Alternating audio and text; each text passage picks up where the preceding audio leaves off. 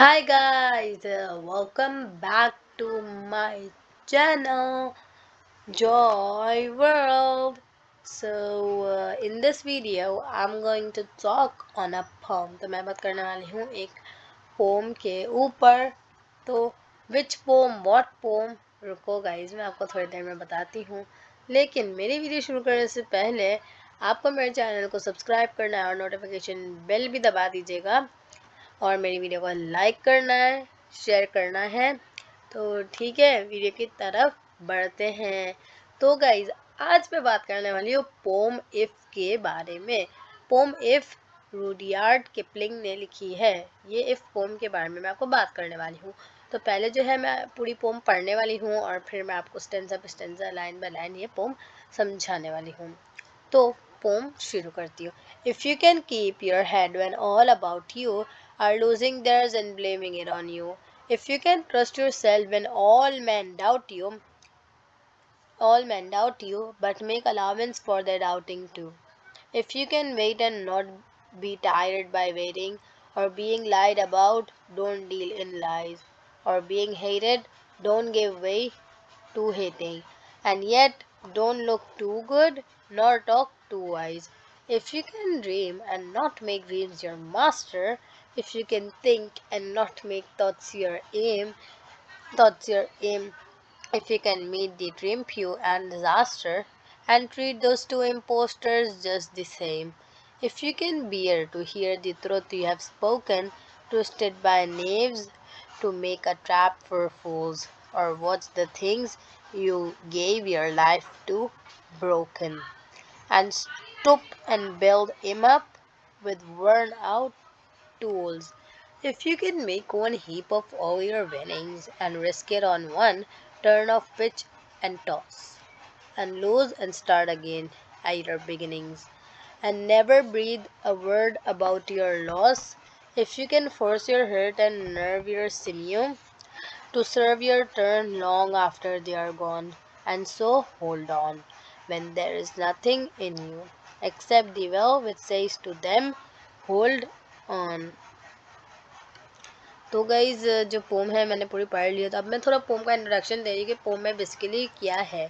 तो जो पोम है इफ जो रुडयार्ड किपलिंग ने लिखी है, तो वो जो है इस पोम में एक फादर जो है अपने सन को बहुत सारी बंडल ऑफ सजेशंस दे रहा है और पोएट जो है उसके सन को, जो मतलब फादर जो है उसके सन को कह रहा है कि डिफरेंट डिफरेंट सिचुएशन में आपको क्या करना चाहिए और फिर आपको लाइफ अपनी कैसे आगे बढ़ानी चाहिए। तो गाइज अब मैं आपको समझाने वाली हूँ कि स्टैंजा वन में बेसिकली पोएट क्या कह रहा है। स्टैंजा वन मैंने पढ़ लिया है। तो स्टैंजा वन में पोएट जो कह रहा है, पोएट उसके सन को कह रहा है कि तुम्हें जो है काम और पेशेंट रहना चाहिए। जब दूसरे लोग फेल हो जाते हैं, कोई चीज़ में नाकाम हो जाते हैं, तो वो जो ब्लेम्स है सारे आपके ऊपर डाल देते हैं और आपको जो है अपने आप पर ट्रस्ट करना चाहिए। जब दूसरे लोग आपको डाउट करें तो आपको अपने आप पर ट्रस्ट करना चाहिए कि मैंने कुछ भी नहीं किया है, वो मुझे फालतू में डाउट कर रहा है, मैंने कुछ भी नहीं किया, मुझे पता है, मैं जानती हूँ या मैं जानता हूँ।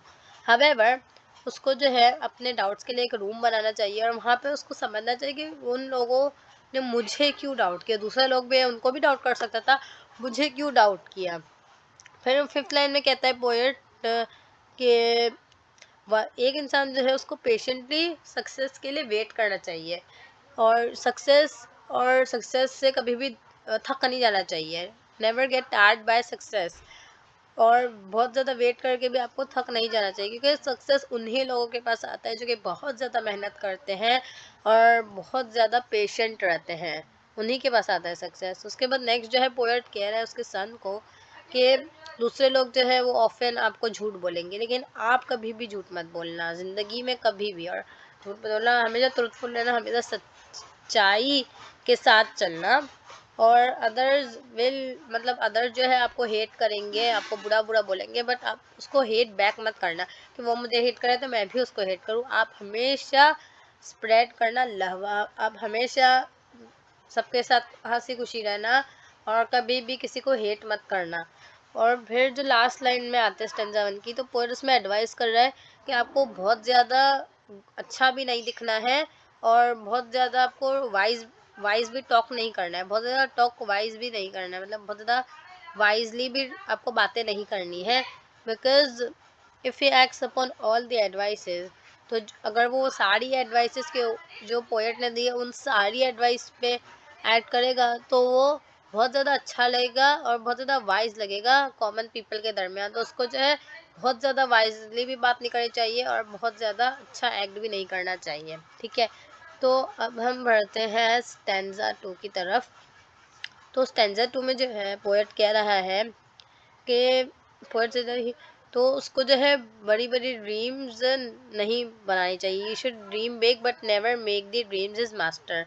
तो उसको जो है कभी भी बहुत बड़ी बड़ी ड्रीम नहीं बनानी। जैसे मुझे लंबरगिनी चाहिए, इतना बड़ी बड़ी आप नॉर्मल इंसान को इतनी बड़ी बड़ी ड्रीम नहीं बनाना चाहिए। ड्रीम्स को उसका never make the dreams is master, master नहीं बनाना चाहिए ड्रीम को उसका, ठीक है। तो सिमिलरली उसको जो है अच्छा सोचना चाहिए अबाउट गोल्स और फ्यूचर और एक्सेट्रा। उसको बहुत बड़ी बड़ी बहुत ऊंची ऊंची सोचें नहीं करनी चाहिए, ऊंची ऊंची बहुत महंगी महंगी ड्रीम्स नहीं बनानी चाहिए।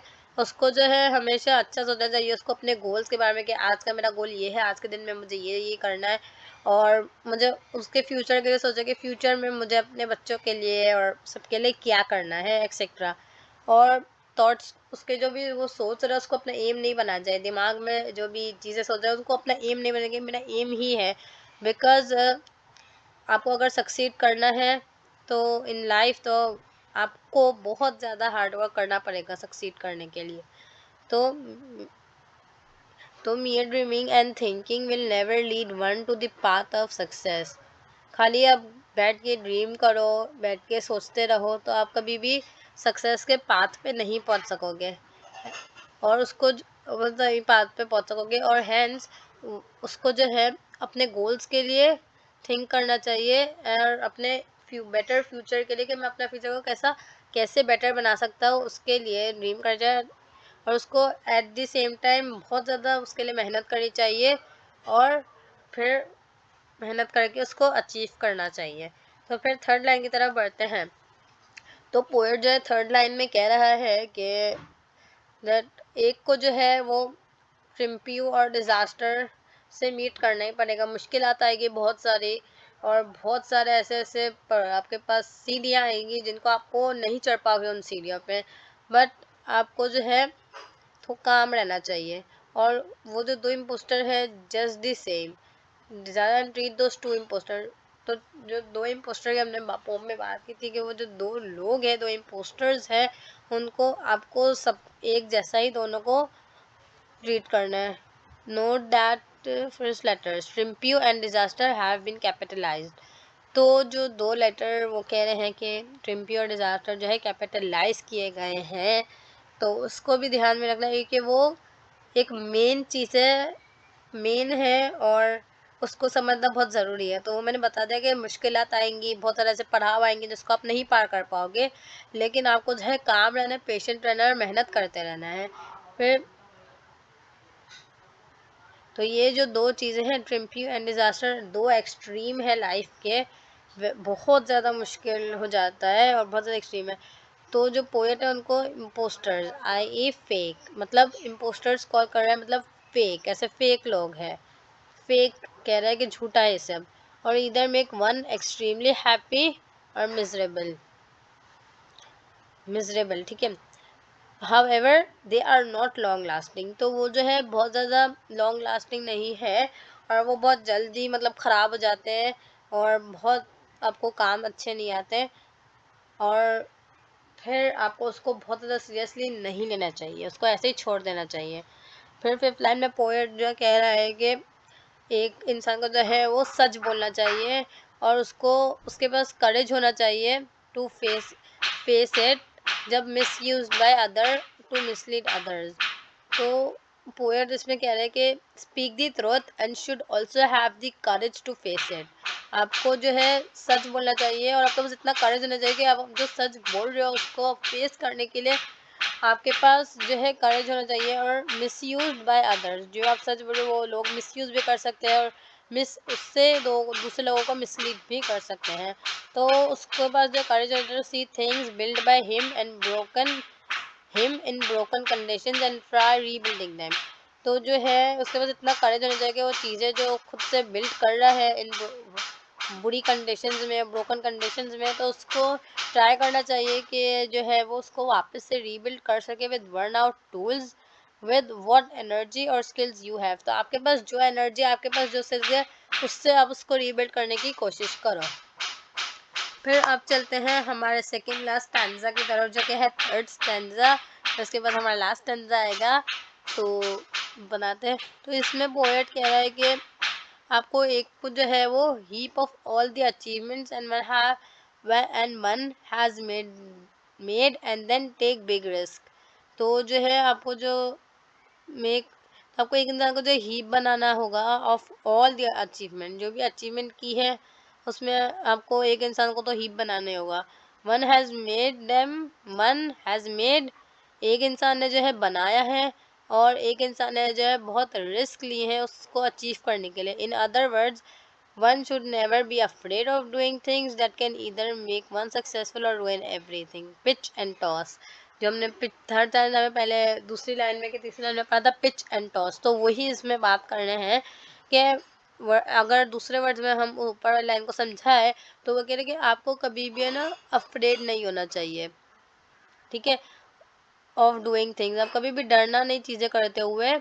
और इधर जो है एक इंसान सक्सेसफुल होगा और एक दो इंसान है जैसे, तो उसमें एक इंसान सक्सेसफुल होगा और एक इंसान पूरी अपनी सब कुछ खराब कर देगा। पिच एंड टॉस, यही है इसका मेन वही।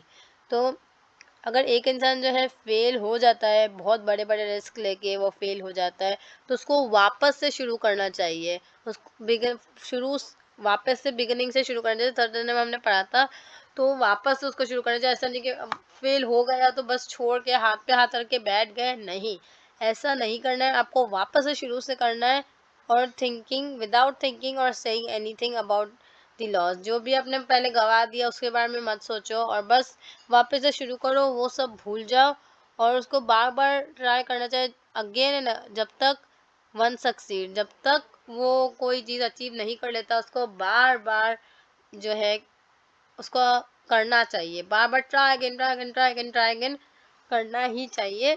कभी ना कभी उसकी मेहनत रंग लाएगी। फिर फिफ्थ लाइन में जो है पोएट कह रहा है कि one should use is and nerve and स्न्यू।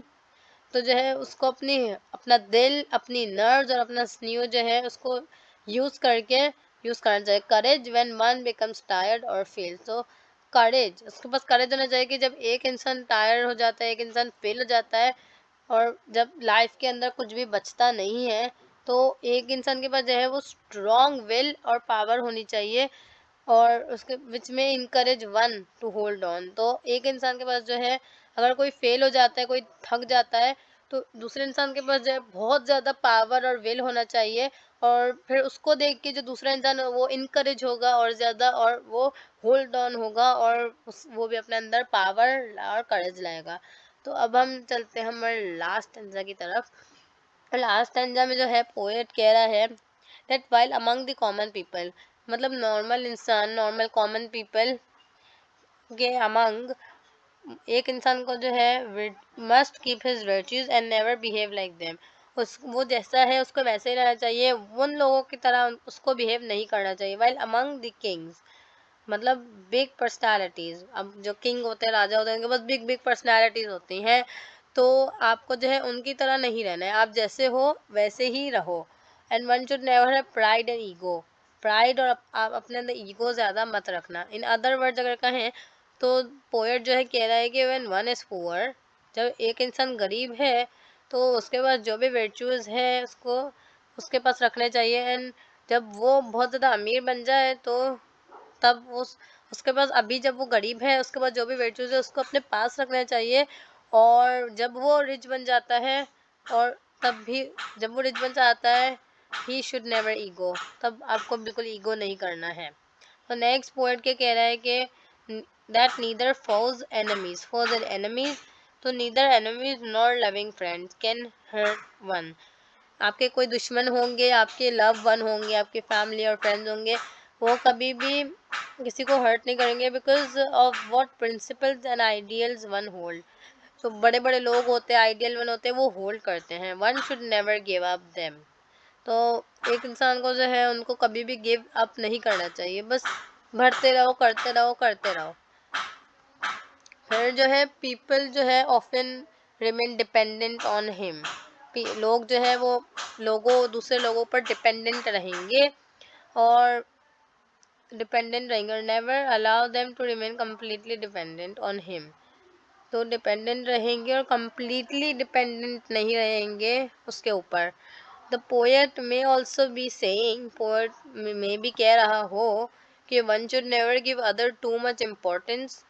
मतलब एक इंसान को जो है, मतलब जैसे तीन इंसान है, तो वो एक इंसान जो है तीनों में से एक को ही बहुत ज़्यादा इम्पोर्टेंस उसको नहीं देनी चाहिए, else he will get emotionally attached. बहुत ज़्यादा इम्पोर्टेंस देगा तो वो जो है इमोशनली उस इंसान से अटैच हो जाएगा बहुत ज़्यादा, और with them which will hurt him and future. बहुत ज़्यादा अटैच हो जाएगा और वो उसको भी हर्ट करेगा और उसके फ्यूचर को भी हर्ट करेगा। पूरा फिर वो उसके ऊपर ही वो हो जाएगा कि यही सब कुछ करेगा और वो खुद कुछ नहीं करेगा। फिर नेक्स्ट लाइन में जो पोएट क्या है, talks about the importance of time. अब टाइम की अहमियत के बारे में जो है पोएट कह रहे हैं, according to poet, according to him, time is precious and will never come back. Time बहुत ज़्यादा कीमती है, और जैसे सोने की इतनी ज़्यादा वैल्यू होती है, सोने चांदी की, वैसे ही टाइम की भी वैल्यू है। वो एक बार टाइम चला गया तो चला गया। जैसे आप बच्चे थे अभी, तो आपका टाइम चला गया, अब वो वापस कभी भी नहीं आएगा। Hence one should start utilizing each and every second of life. एक सिंगल मिली सेकेंड तक आपको यूटिलाइज करना है, और उसके अंदर जो है आप काम करते रहो और कुछ अचीव करो, आप उसको वेस्ट मत करो। इन फाइनल टू लाइन्स, अब फाइनल टू लाइन्स जो है पोम एंड होने वाली है। तो पोएट कह रहा है उसके सन को कि his son acts upon all the advice he give above. जो भी पूरी पोम में एडवाइस दी उन सब के ऊपर एक्ट करेगा तो will be able to achieve, act करेगा तो ही will be able to achieve whatever he likes and he will be a man and a true human। तो वो जो भी एडवाइस पोएट ने दी, अगर जो है वो सारा उसका सन जो है वो सब अचीव कर लेगा, जो भी उसको पसंद हो, तो वो एक कामयाब इंसान होगा और एक सच्चा आदमी होगा, एक सच्चा ह्यूमन होगा। तो गाइज इसी के साथ मैं मेरी वीडियो को एंड करती हूँ। तो मैं मिलूंगी आपको मेरी नेक्स्ट वीडियो में। Till then take care and bye bye. Bye.